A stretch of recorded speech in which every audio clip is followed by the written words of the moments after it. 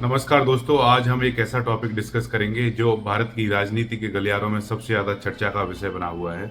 जैसा कि आप सभी जानते हैं, बिहार राज्य में विधानसभा के चुनाव संपन्न हुए थे। चुनाव के परिणाम 14 नवंबर 2025 को घोषित किए गए थे। बिहार में विधानसभा की कुल 243 सीटें थीं।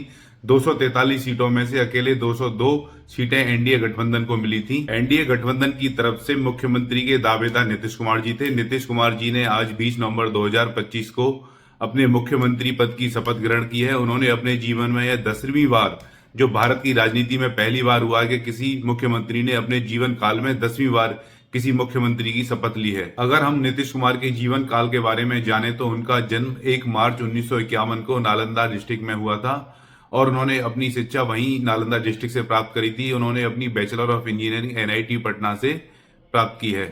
नीतीश कुमार अपनी पढ़ाई समाप्त करने के बाद उन्होंने कुछ समय के लिए बिहार स्टेट इलेक्ट्रिसिटी बोर्ड में काम किया और उसके बाद उन्होंने नौकरी छोड़कर बिहार में जेपी मूवमेंट में एग्रेसिव पार्टिसिपेट किया।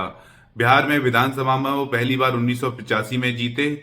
उसके बाद वो 1996 में पहली बार लोकसभा में चुने गए। उसके बाद वो अटल बिहारी वाजपेयी की सरकार में मंत्री रहे और सन 2000 में पहली बार वह मुख्यमंत्री की शपथ ली। नीतीश कुमार जी ने सन 2000 में पहली बार मुख्यमंत्री की शपथ ली थी। उस समय झारखंड भी बिहार का हिस्सा था और बिहार में कुल विधानसभा की 324 सीटें थी। चुनाव के परिणाम घोषित होने के बाद 151 एनडीए को मिले थे और 159 सीटें आरजेडी को मिली थी, जबकि सरकार बनाने के लिए 163 सीटों की रिक्वायरमेंट थी।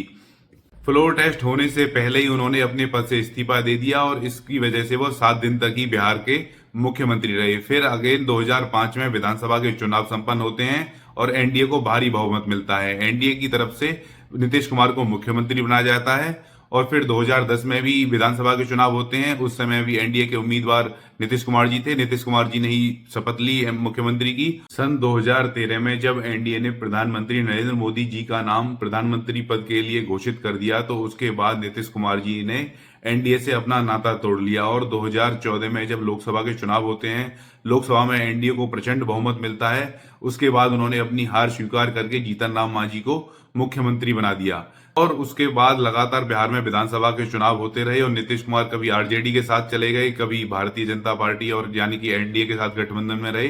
पर अब लास्ट 2024 यानी कि लोकसभा के चुनावों से पहले जनवरी 2024 में वो एनडीए का हिस्सा बने और जब से लगातार एनडीए का हिस्सा हैं। अब यह देखना है कि वो एनडीए का हिस्सा रहते हैं या फिर कहीं और कुछ मूव करते हैं और क्या काम करते हैं। हम भी उम्मीद करते हैं कुछ अच्छा काम करेंगे बिहार की जनता के लिए, जिस हिसाब से उन्हें क्लियर मैंडेट दिया है बिहार की जनता ने।